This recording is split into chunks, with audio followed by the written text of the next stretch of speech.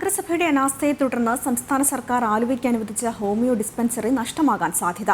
Dispensary ആരംഭിക്കാൻ നഗരസഭാ കെട്ടിടം കണ്ടെത്തി നൽകാത്തതിനാലാണ് ജീവനക്കാരെ നിയമിക്കാനാകാതെ ഉപേക്ഷിക്കാൻ ഒരുങ്ങുന്നത്.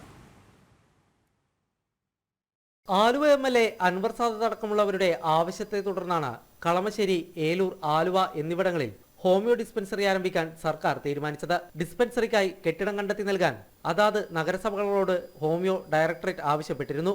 കളമശ്ശേരി, ഏലൂർ നഗരസഭകൾ കെട്ടിടം കണ്ടെത്തി വകുപ്പിനെ അറിയിച്ചെങ്കിലും ആലുവയിൽ മാത്രം കെട്ടിടം കണ്ടെത്തി നൽകാൻ നഗരസഭയ്ക്ക് ആയില്ല.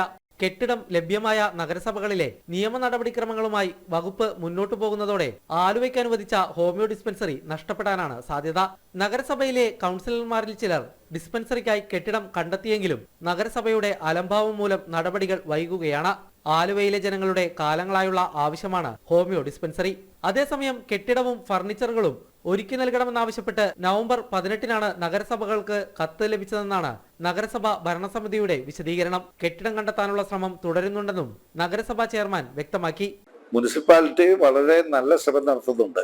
മറ്റുള്ള മുനിസിപ്പാലിറ്റികളെ പോലെ ഒരു ഗ്രാമീണ സ്വഭാവമുള്ള ഒരു നഗരസഭയല്ല ആലുവ. ആലുവ തികച്ചും നാഗരികത വളർന്ന നഗരമാണ്.